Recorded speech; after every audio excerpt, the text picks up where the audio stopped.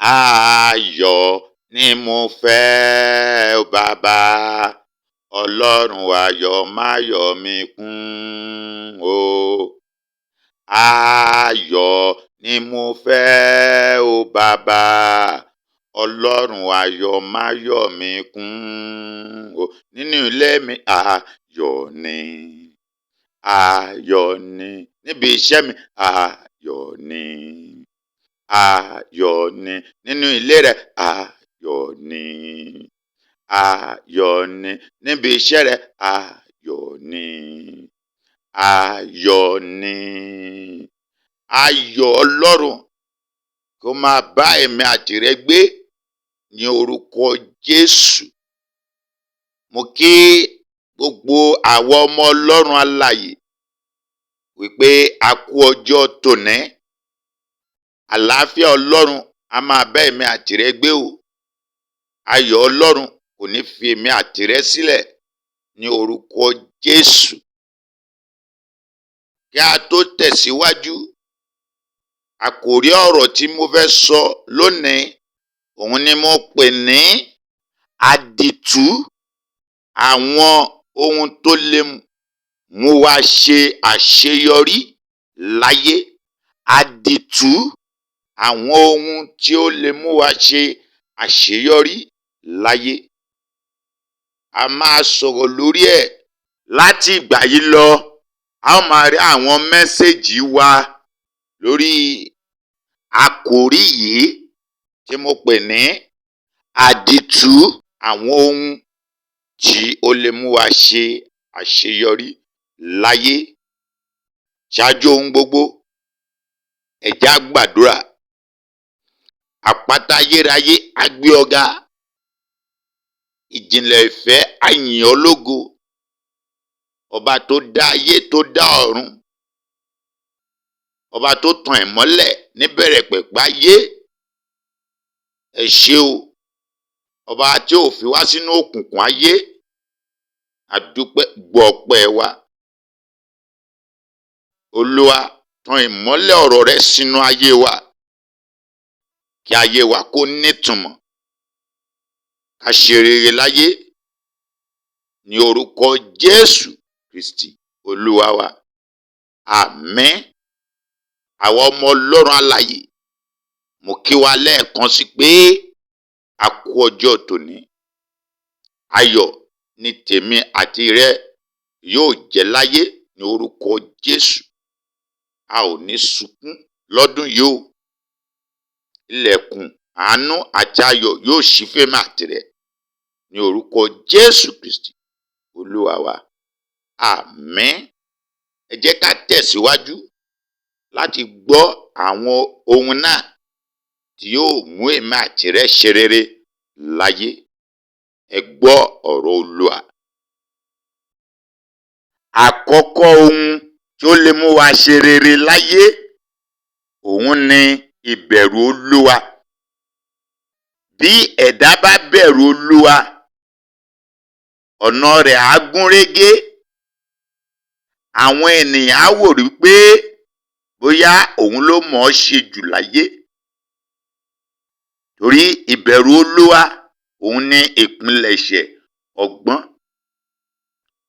Bí a bá fẹ́ ṣe rere láyé, tàbí bí ẹnikẹ́ni bá fẹ́ ṣe rere láyé, àkọ́kọ́ ohun tí ó láti kọ́kọ́ ní, òun ni ìbẹ̀rù Olúwa. Ìbẹ̀rù Ọlọ́run. Àtìlẹ́yìn ọ̀rọ̀ yìí ni Psalm 111 verse 10. Ẹ jẹ́ ká kà á. Ìbẹ̀rù Olúwa ni ìpilẹ̀ṣẹ̀ ọgbọ́n. Òye rere ni gbogbo àwọn tí ń pa òfin rẹ̀ mọ́ ní. Ìyìn rẹ̀ dúró láéláé. Òye rere, ohun rere, òun ni ènìyàn máa ní ìgbà tí a bá ti bẹ̀rù Ọlọ́run. Nínú ohun gbogbo tá a bá ń ṣe láyé, ìbẹ̀rù Olúwa ni àkọ́kọ́ tí ó lè mú wa ṣe àṣeyọrí. Èkejì, òun ni mo pè ní gbígbọ́ ohùn Olúwa. Gbígbọ́ ohùn Olúwa. Ẹ jẹ́ ká wo ẹsẹ̀ ọ̀rọ̀ Ọlọ́run tí ó kún ìyẹn lẹ́yìn. Deuteronomy 28 verse 1 and 2 wípé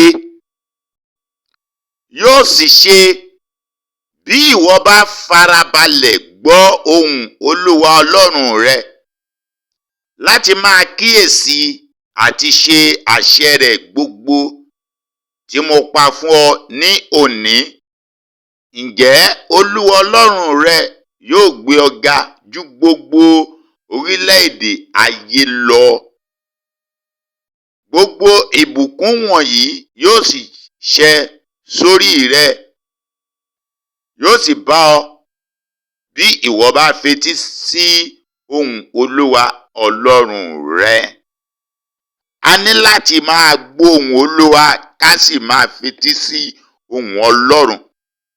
Tí a bá fẹ́ gbé ìgbésẹ̀ láyé, tí a bá fẹ́ gbé ìgbésẹ̀ kankan láyé, a ní láti kọ́kọ́ gbọ́ ohùn Olúwa ká dẹ̀ fi ohun gbogbo sí ọwọ́ Ọlọ́run.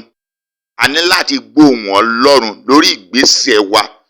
Èyí ló lè fún wa ní àṣeyọrí nínú ohun gbogbo tí a bá fẹ́ ṣe ní ayé.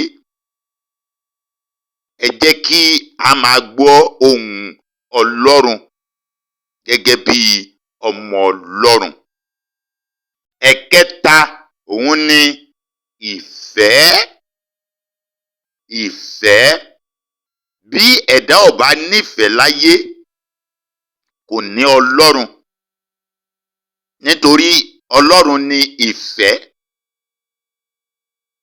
Torí tí ò bá ti nífẹ̀ẹ́ Ọlọ́run, tó nífẹ̀ẹ́ ọmọnìkejì rẹ, kò sí bí o ṣe lè ṣe àṣeyọrí láyé. Ọ̀rọ̀ Ọlọ́run wo ni ó tọ́ka wa sí èyí? Òun ni 1 Corinthians chapter 13 from verse 1 to 2. Ẹ jẹ́ ká kà.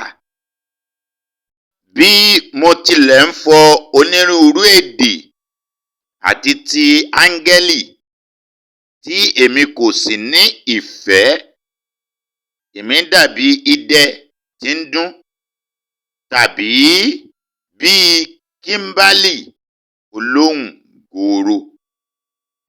Bí mo sì ní ẹ̀bùn ìsọtẹ́lẹ̀, tí mo sì ní òye gbogbo ohun ìjìnlẹ̀ àti gbogbo ìmọ̀, bí mo sì ní gbogbo ìgbàgbọ́ tó bẹ́ẹ̀ tí mo lè ṣí àwọn òkè ńlá nípò, tí èmi kò sì ní ìfẹ́, èmi kò jẹ́ nǹkan. Bí ènìyàn kò bá ní ìfẹ́, ẹ gbọ́ mi dáadáa o, kò ní Ọlọ́run. Torí ìfẹ́ ni Ọlọ́run. Bó o bá sì máa ṣe àṣeyọrí láyé, o ní láti ní Ọlọ́run, kó dẹ̀ ní ìfẹ́, nítorí ìfẹ́ ni Ọlọ́run. O ní láti nífẹ̀ẹ́ ọmọnìkejì rẹ náà. Àwọn ohun wọ̀nyí ló lè mú àṣeyọrí dé bá wa ní ayé. Ìbẹ̀rù Olúwa àkọ́kọ́.